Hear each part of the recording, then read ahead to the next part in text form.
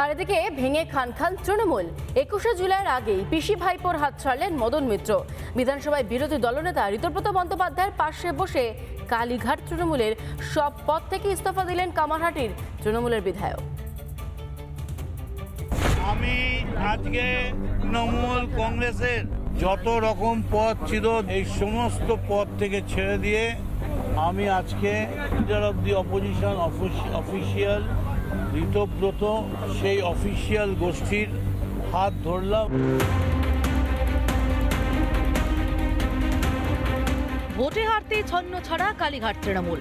পিসি ভাইপোর সঙ্গ ছাড়ছেন দলের পুরনো সৈনিকরা। ফিরহাদ হাকিম, চন্দ্রিমা ভট্টাচার্য, জ্যোতিপ্রিয় মল্লিক, অনুব্রত মণ্ডলের পর এবার মমতার হাত ছাড়লেন মদন মিত্র। 21শে জুলাই নিয়ে টানাপোড়েনের মধ্যেই এদিন বিধানসভায় গিয়ে তৃণমূলের বিদ্রোহী শিবিরের নাম লেখালেন কামারহাটির বিধায়ক। বদ্ধ আবহাওয়া অভিষেক বন্দ্যোপাধ্যায়ের যে বাড়ি এবং তার চারপাশে নিঃশ্বাস নেওয়া যাচ্ছিল না। মমতার রাজনৈতিক জীবনে দীর্ঘদিনের সঙ্গী মদন মিত্র। মমতা যখন যুব কংগ্রেসে, সেই সময়ও নেত্রীর পাশে দেখা যেত তাকে। মমতা তৃণমূল তৈরির পরও সেভাবেই ছিলেন।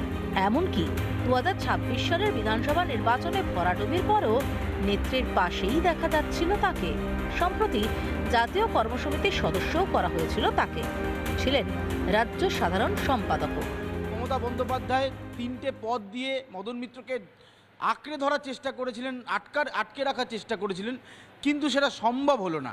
আজকে ভবানীপুরে নিজের বাড়ির থেকে গাড়ি চালিয়ে নিজেই একদম বিধানসভায় পৌঁছে গেলেন, কারণ তার কাছে আগে থেকে খবর ছিল বিধানসভায় বিরোধী দলনেতা সহ তার অন্যান্য সদস্যরা থাকবেন।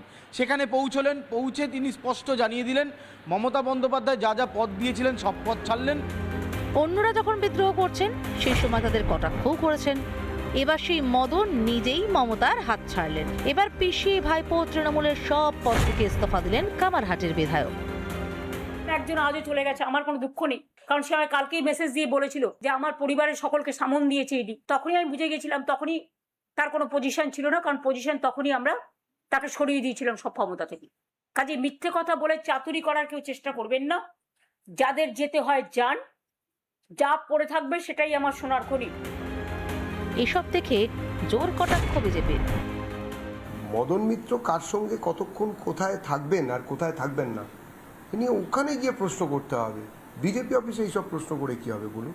আমরা শুধু এটাই জানি, তৃণমূল কংগ্রেসের যে কোনো নেতা তারা গৃহীত, পরীক্ষিত এবং পরিত্যক্ত। তৃণমূল নামক দলটির অবলুপ্তি ঘটে গেছে। সামনেই 21শে জুলাই, কালীঘাটপন্থী তৃণমূলের হাতে মেরে কেটে আর মাত্র কয়েকজন। যেভাবে হালকা হচ্ছে দল, তাতে তারামণ্ডলের সভামঞ্চে পিসি ভাইপো ছাড়া আর কেউ থাকবে তো? রিপাবলিক বাংলা। নানা ধরনের কন্টেন্ট দেখার জন্য লাইক করুন, শেয়ার করুন আমাদের ফেসবুক পেজ, সাবস্ক্রাইব করুন আমাদের ইউটিউব চ্যানেল। পাশাপাশি অন্যান্য ব্রেকিং নিউজের জন্য অবশ্যই চোখ রাখুন রিপাবলিক বাংলায়।